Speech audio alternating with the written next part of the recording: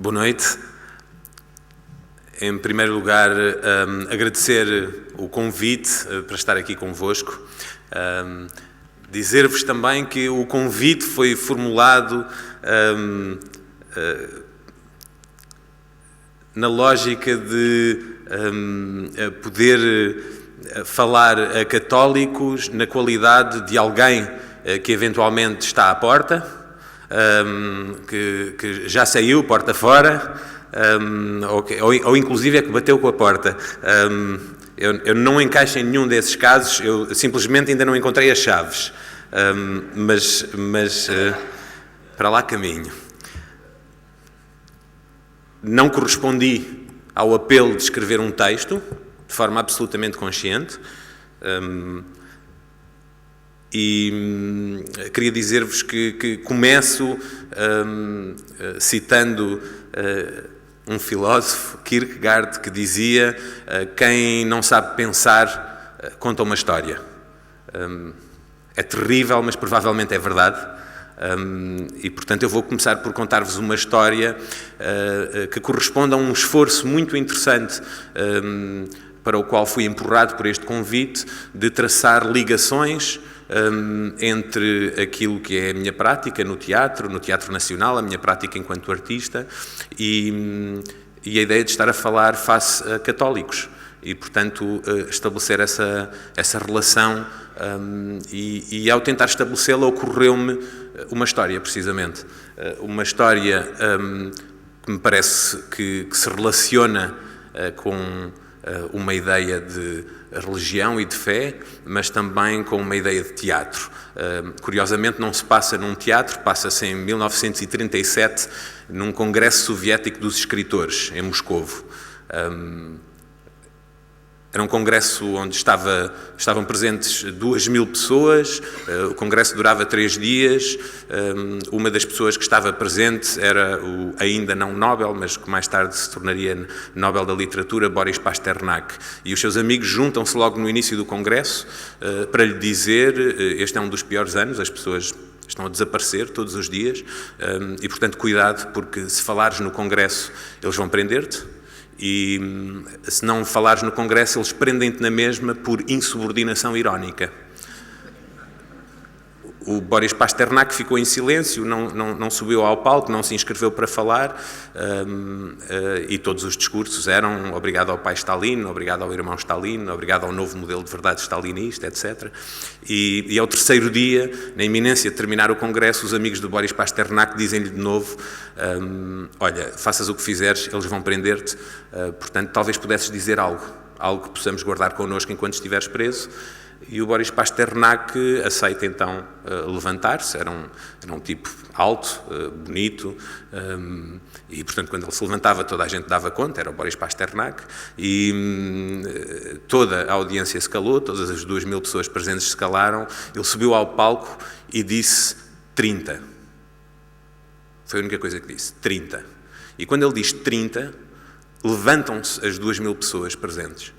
30 correspondia a um soneto de Shakespeare, o soneto 30, que o Pasternak tinha acabado de, no ano anterior, ou há 2 anos, traduzir para russo, e que é um soneto de Shakespeare sobre a memória e o poder da memória, e o poder da palavra guardada na memória. E quando ele diz 30, 2.000 pessoas levantam-se e recitam de cor o soneto de Shakespeare, a tradução de Pasternak. História absolutamente verídica. E queria dizer tudo, obviamente. Queria dizer que não podem tocar na língua russa, não podem tocar no Shakespeare, não podem tocar naquilo que o Pasternak já nos ofereceu e que é intocável, apesar de invisível. Digo-vos o poema na tradução do Vasco Graça Moura, que é lindíssima também. Quando em meu mudo e doce pensamento chamo à lembrança as coisas que passaram, choro o que em vão busquei e me sustento gastando o tempo em penas que ficaram.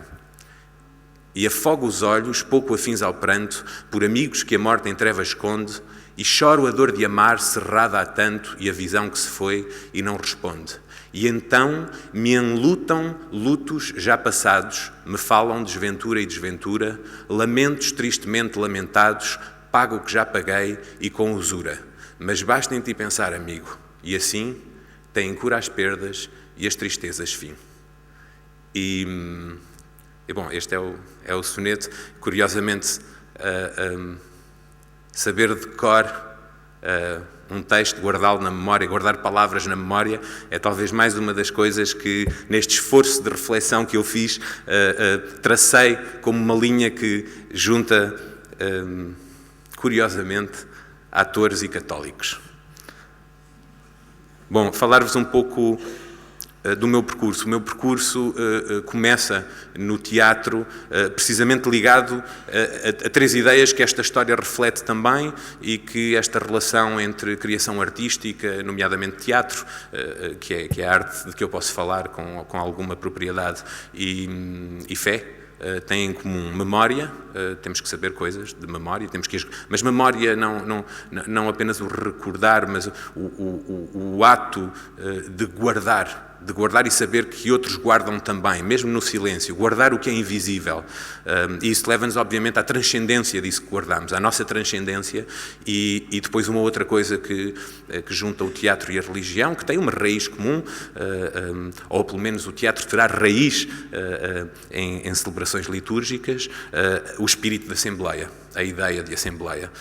E eu começo no teatro a corresponder a estas três ideias: memória, Assembleia, transcendência. Eu começo a fazer teatro porque é a minha forma de participar do mundo, com palavras e com os outros presentes, no aqui e agora da Assembleia, a assumir que nesse momento há ali qualquer coisa que nos transcende, e que tem a ver com nos congregarmos numa mesma sala, e que para essa Assembleia ser transcendente temos que exercitar a nossa memória. Uma memória que é afetiva, que é uma memória racional, mas que é o ativar aquilo que há de invisível em nós.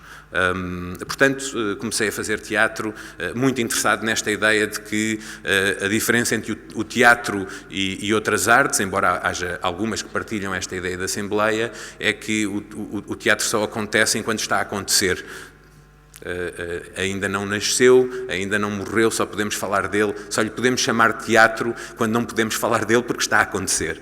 E, portanto, isso foi uma coisa que sempre me interessou muito, e o meu percurso passa por... Eu estreiei-me em 98 como ator, trabalhei com diversas companhias, criei a minha companhia em 2003 porque queria continuar também a trabalhar em Portugal e trabalhava demasiado fora de Portugal e sentia a necessidade, não só por causa da proximidade da língua, mas também pela proximidade com as pessoas com quem queria falar também. Nunca deixando de ser nómada, criei uma companhia que me permitia começar a fazer trabalhos em Portugal e a promover, portanto, assembleias à volta de objetos artísticos, de espetáculos, mas que me permitiam também viajar e, portanto, ser um nómada que promove assembleias, e esse percurso levou-me agora, recentemente, desde janeiro, à direção do Teatro Nacional Dona Maria II, que aparentemente é uma contradição, porque é oferecer a maior casa possível no país a alguém que se assume como nómada, mas o que eu acredito é que é possível aquela grande casa ser também ela nómada, e, portanto, espero que nos próximos meses, se tudo correr bem, mude mais o Teatro Nacional Dona Maria II do que eu, pelo menos nesta natureza de abertura que queremos levar para este novo projeto no teatro. Esta pequena introdução, não propriamente para me autopromover, mas para vos dizer que eu faço parte, ou pelo menos sinto-me parte de um movimento que tem, eu julgo, a sua origem no 25 de Abril, em 1974, e, portanto, num movimento que se inicia de aproximação dos artistas às instituições. Ou seja, nós vivemos num país marcado no século XX por uma desconfiança crónica das instituições e do Estado face à sociedade civil, por razões eminentemente políticas durante a ditadura, como é óbvio.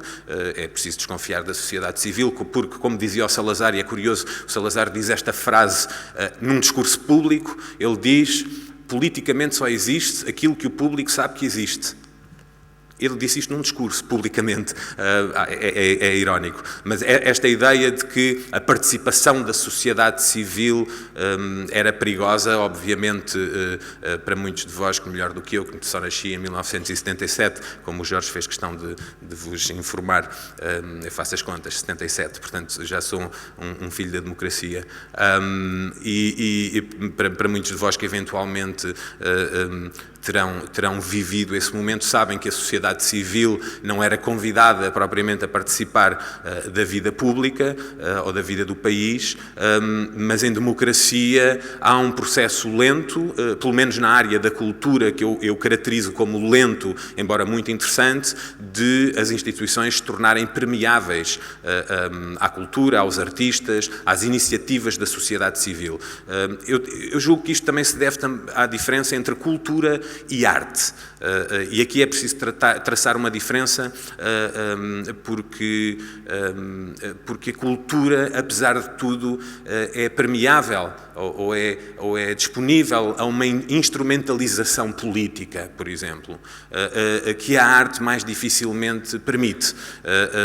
Ou seja, é mais fácil para uma instituição ser uma instituição cultural do que artística, porque a cultura, se a entendermos como eminentemente patrimonial, não é o meu entendimento, mas pode ser um dos entendimentos, presta-se facilmente a ser um rótulo ou um emblema que fica bem numa lapela política ou institucional, ao passo que a arte, sobretudo pensando no teatro, mas também noutras artes, ao acontecer agora é passível de muitas interpretações, é passível de ser ela própria uma intervenção, portanto tem uma dimensão civil, tem uma dimensão cidadã, com uma força que eventualmente a cultura, por ser mais facilmente catalogável, não tem. E, portanto, as instituições prestam-se muito, desde o início da democracia, em 74, a serem instituições culturais, como já antes,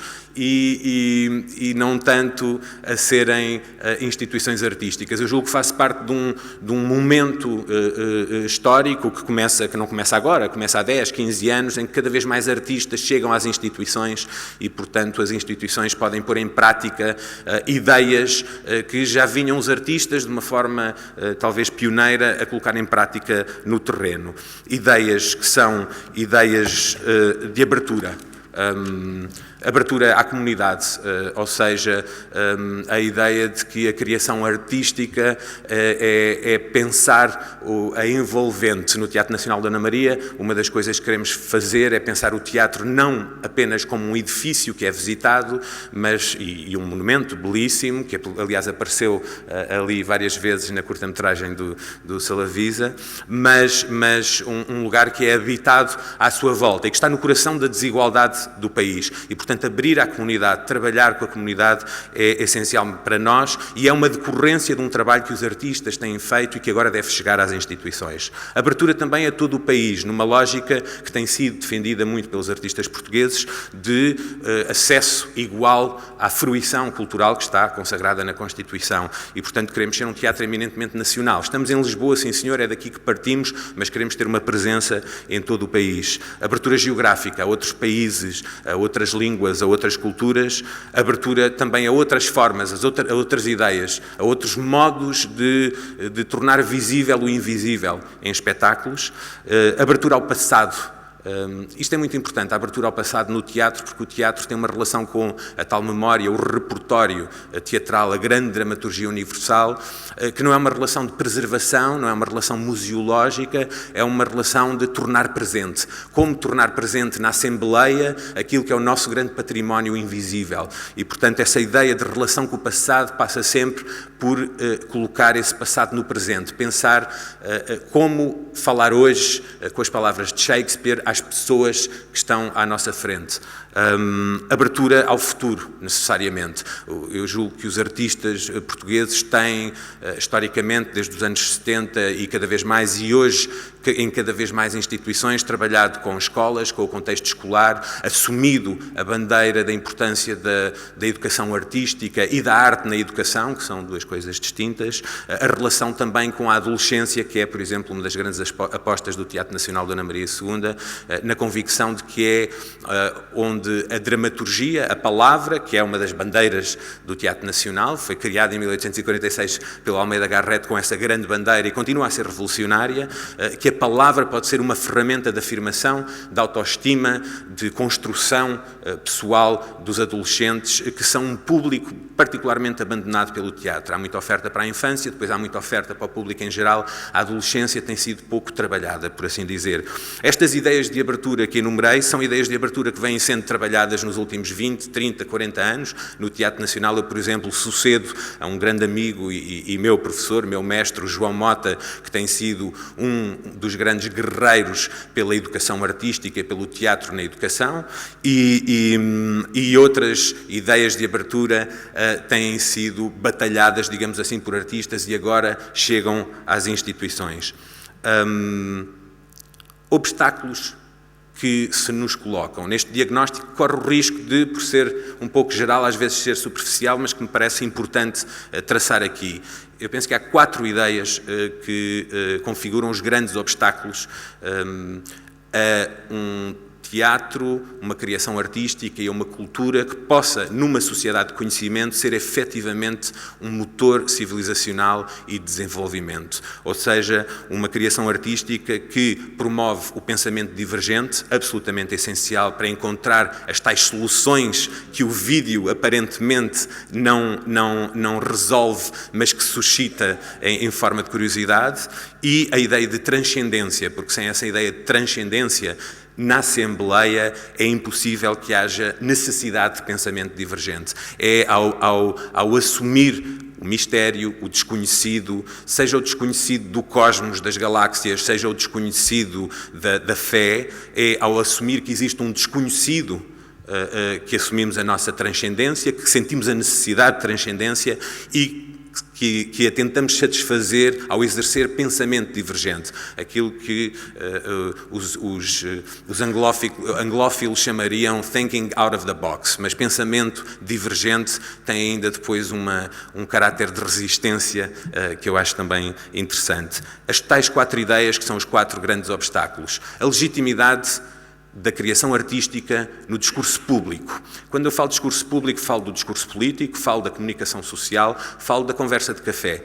A legitimidade da criação artística, o dizermos aquilo que é evidente, que nos ensinam os livros, que nos ensinam as primeiras aulas, que nos ensinam as primeiras experiências de contacto com o mundo, que é a arte dá forma àquilo que mais nada consegue explicar, a arte dá histórias, as tais histórias para quem não sabe pensar, mas a arte dá-nos exemplos, promove a nossa curiosidade, a arte é fundamental, está no coração da vida das pessoas. Esta ideia de legitimar a criação artística no discurso é absolutamente essencial. Falar da arte, falar da sua importância.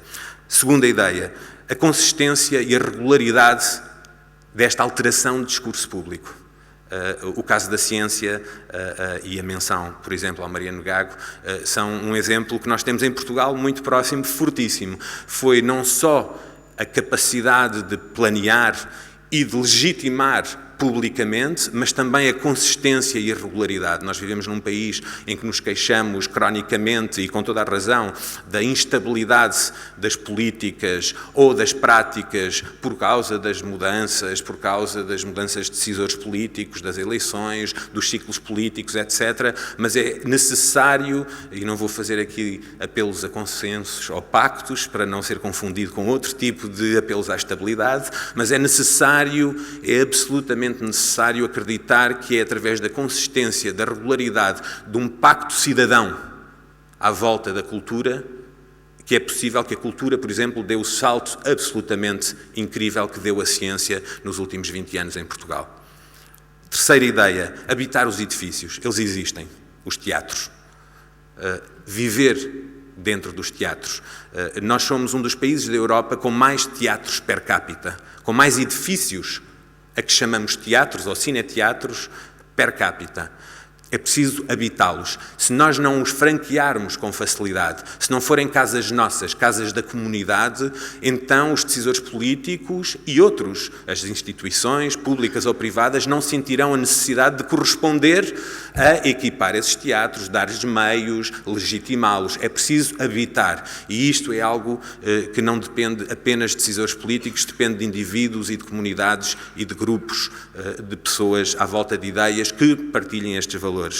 Última ideia, e digo que é a última porque só vale a pena falar dela se for uma decorrência das 3 anteriores. Mais dinheiro, mais recursos financeiros, mas que serão absolutamente inúteis se não forem uma decorrência de uma prática que corresponda a resolver os 3 obstáculos anteriores.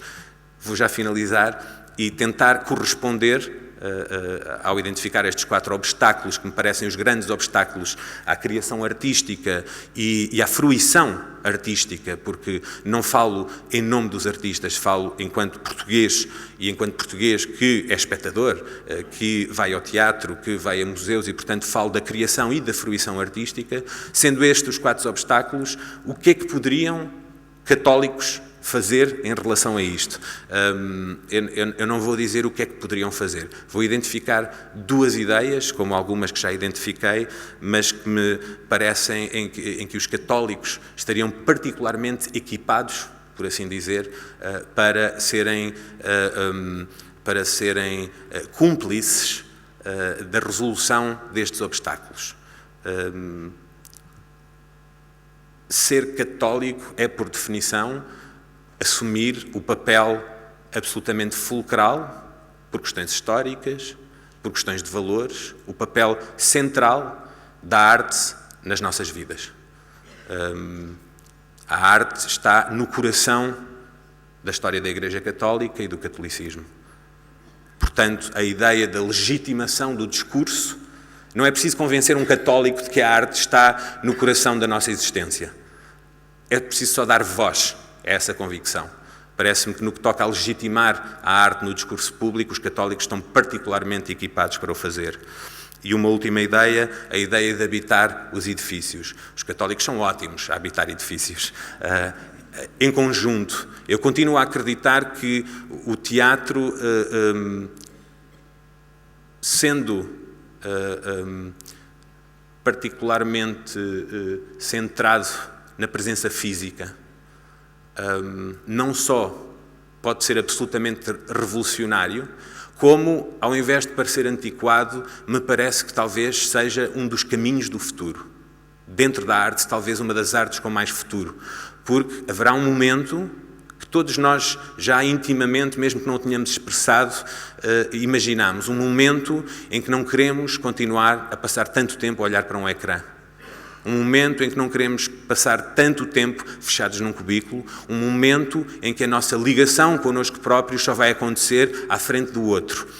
O teatro é esse lugar que apela a que uma série de desconhecidos saiam de casa, do seu conforto, atravessem uma parte da cidade, talvez partes perigosas da cidade, a uma hora que normalmente é o final do dia, onde tudo pode acontecer, apanhem transportes públicos ou venham com o seu próprio carro, gastem dinheiro nisso, paguem parquímetro, entrem num edifício que não sabem bem se lhes pertence, mas que também não é de todos, mas também não é de ninguém.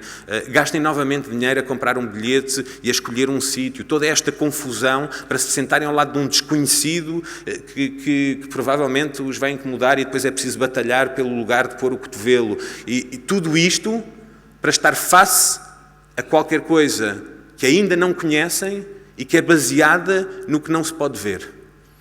Se alguém faz isto, que me parece um gesto absolutamente revolucionário nos dias que correm, se alguém faz isto com todo o conforto, são os católicos. Obrigado.